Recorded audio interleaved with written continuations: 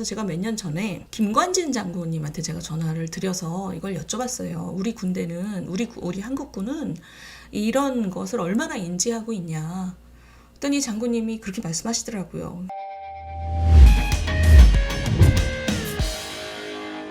시청자 여러분, 우리 수해 때 제가 정말 가슴이 아팠던 여러 가지 그 사건들이 있었지만 그 중에 그 눈길이 많이 갔던 게 그 해병대 젊은이 순직한 거 있죠? 그 해병대 젊은이가 그 구호 작업에 급류에 휩쓸려서, 근데 급류에 휩쓸린 게 이게 인재였다는 거잖아요. 구명조끼도 안 입고, 그 구명조끼도 안 입었나 했더니 안 입혔다는 거잖아요. 도대체 이게 뭐냐. 그래서 뭐 해병대가 사과도 하고 그랬죠. 그런데 오늘 그 얘기를 제가 좀 약간 좀 넓은 시각에서 같이 생각을 해봤으면 좋겠어요. 그러니까 우리나라가 아직 이거밖에 안 돼? 이런 뉴스의 두 번째입니다.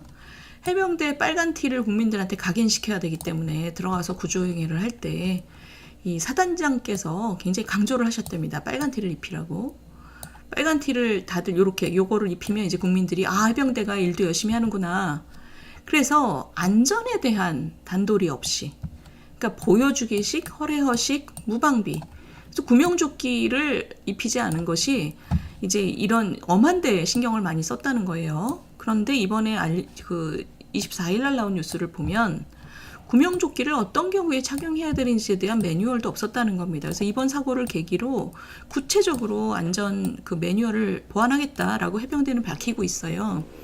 그런데 제가 이번에 이걸 소개시켜드리는 이유 중에 하나는 이겁니다.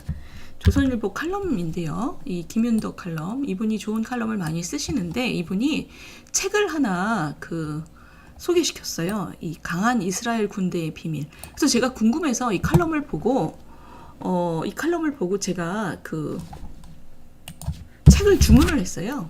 제가 주문했더니 하루 만에 오더라고요. 정말 요즘에 좋은 세상입니다. 하루 만에 와서 제가 이 책을 봤어요. 근데 진짜 재밌더라고요. 이 책이 그 기자분이, 제가 아는 기자라서 제가 전화해서 물어봤어요. 얼마나 팔았냐? 물어봤어요. 그랬더니 이게 베스트셀러입니다.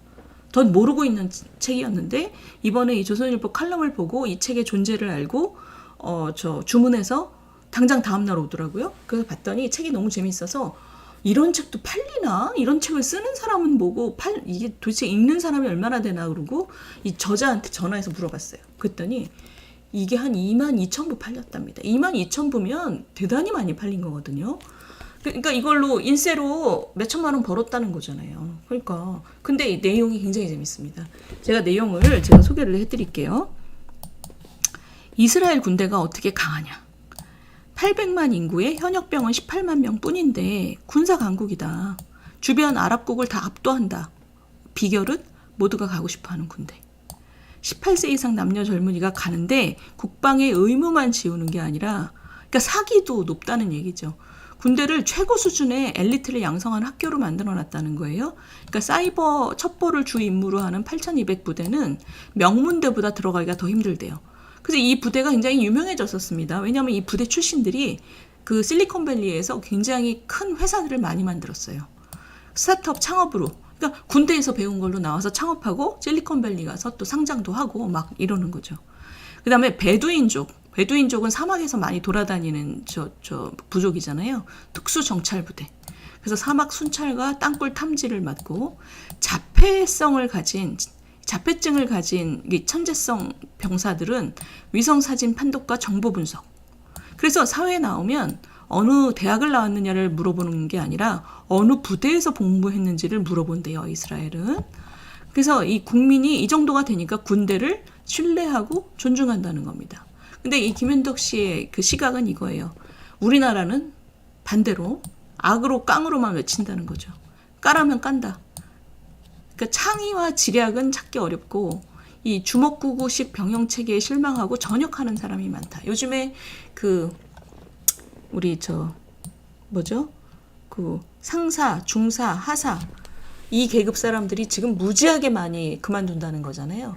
그리고 그 3권 사관학교도 예전보다 훨씬 경쟁률이 줄고 군대에서 시간을 보냈다는 게 그다지 사회 나와서 자랑이 되지 않는 그러니까 악으로 깡으로 그 안에서 살았으니 저 무슨 능력이 있다기보다 상명하복에만 저 굉장히 저 익숙하겠지? 이런 편견을 오히려 줄 수도 있고, 특히 그 안에서 굉장히 힘드니까, 일단 힘드니까. 이 김윤덕 씨 칼럼 보세요. 전략 핵 잠수함과 수백 대의 스텔스기를 보유하면 강군이냐. 상부 권력보다 일개 병사의 목숨을 소중히 여기는 리더가 있냐. 지금 사단장이 와가지고 빨간 티 입으라고 급류가 지금 사람을 삼키는데, 안전조끼 하나 안 입히는데. 자, 이 김윤덕 씨 칼럼 어떻게 보셨어요? 저는 굉장히 공감합니다. 이번에 그 해병대 그 정말 생떼 같은 젊은이가 그 급류에 휩싸여서 그 죽은 사건을 보고 여러 가지 생각을 하셨겠지만, 저는 이게 사단자 개인의 문제가 아니라고 생각합니다. 해병대 이름을 국민들이 각인하도록 빨간 티를 입어서 내가 우리 그 상관들한테 더 이쁨 받고 출세에 도움이 되도록, 이런 게 개인의 문제가 아니고 우리 군의 문제라고 생각해요. 지금 김윤덕 씨가 얘기한 거는 이 악으로 깡으로 이것만으로 지금 우리가 강군이 되겠냐. 세월이 변했는데 이스라엘 봐라. 이스라엘은 인구도 작지만 정말 이 뭐랄까요, 사람 하나하나를 그 재능을 활용하기 위해서 사람들의 역량을 키우고, 그 역량을 군대도 활용하지만 나와서 다 경력이 되고 자랑스럽게 되고, 그러니 국민들도 군대를 더 신뢰하고 그런다는 거잖아요. 자, 제가 통화한 내용을 한번 소개를 시켜드릴게요. 제가 실명을 거론해서 좀 그렇지만, 제가 몇 년 전에 이런 내용을 보고, 사실 이 이스라엘의 8200 이 부대는 예전에 창업국가라는 한 15년 전에 나왔던 책에서도 되게 유명한 부대였습니다. 이 부대가 굉장히 이 인터넷 관련해서, 이 IT 기술 관련해서 정말 어마어마한 엘리트를 양성해내는, 그러니까 군대도 활용하고, 그 다음에 제대 후에는 사회 나가서 IT 기업들을 창업하고, 그래서 이스라엘이라는 국가가 얼마나 그 기술 발전과 그 기업 창업에 도움이 되는 일을 국가적으로 많이 하는지를 보여주는 창업 국가라는 책이 유명해졌어요. 그래서 제가 그 책을 본 기억도 나고, 그래서 제가 몇 년 전에 김관진 장군님한테 제가 전화를 드려서 이걸 여쭤봤어요. 우리 군대는, 우리 한국군은 이런 것을 얼마나 인지하고 있냐. 그랬더니 장군님이 그렇게 말씀하시더라고요. 그러니까 원칙에 완전히 동의한다. 그러니까 군대가 지금 목표로 하는 것은 젊은이들을 데려다가 안보를 떠받치는 기둥으로 일단 사용하는 거. 아주 냉정하게 얘기하면 안보를 위해서 젊은이들을 데려가는 거잖아요. 그 다음에 두 번째로 신경 쓰는 게 군대에 들어왔던 그 상태 그대로 건강하게 부모에게 돌려보내는 거. 그거를 군대는 지금 목표로 한다. 근데 제가 이걸 여쭤봤더니 개개인의 역량을 더 군대 안에서 높일 수 있도록 얼마나 우리가 신경을 쓰고 있냐. 근데 장군님 말씀이 원칙적으로 완전히 동의하고 신경 쓰고 있고, 그렇지만 더딘 것도 사실이다. 그러니까 개인들이 신경 쓴다고 그게 완전히 해결되는 건 아니잖아요. 근데 제가 지금 느끼는 건 이 김윤덕 칼럼에서 말을 했듯이, 정말 세월이 이렇게 변하면서 우리가 핵잠수함 이런 거 갖춰놓는다고 군대가 강한 게 아니라, 이제 아이들도 안 태어나고, 어차피 군인들도 이제 우리가 사람 수로 승부하던 시대는 지났잖아요. 그럼 군대 자체도 생각을 바꿔서 사람 하나하나의 역량을 더 열심히 관찰하고 그것을 활용하는 방식으로 가야죠. 아까 보셨죠? 자폐증을 가진 사람들에게 천재성을 가진 사람일 수 있으니 이 사람들을 하나하나 보고 정보 분석 업무를 맡긴다는 거잖아요. 그러니까 이건 뭐냐면, 사람 하나하나를 관찰해서 그 사람의 이 목숨값이 우리가 높아지는 만큼 그 사람이 가진 역량도 제대로 관찰하고 제대로 활용하는 그런 군대가 돼야지 강군이 된다. 어차피 우리나라는 이제 보낼 사람도 없다. 아이들도 안 태어나고.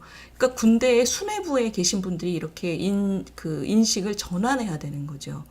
제가 군대를 가지 않은 여자가 이런 얘기를 한다고 또 많은 분들이 또 뭐라고 하겠지만, 저도 주변에 이제 젊은 친구들하고 얘기도 많이 하고, 그러면 시대하고 안 맞는다는 겁니다. 군대가 군인을 취급하는 방식이 이제 더 이상 시대가 안 맞기 때문에 부사관들이 다 많이 나오고 그 처우도 너무 나쁘고 그러니 저 군인을 생각하는 그 국민들의 시선도 예전보다 훨씬 그 신뢰도가 떨어지고 그러니까 저는 군대 우리 한국군의 수뇌부가 이번에 그 구명조끼 안 입히고 구호 작업 시킨 이것이 단지 하나의 사고가 아니라고 저는 생각해요.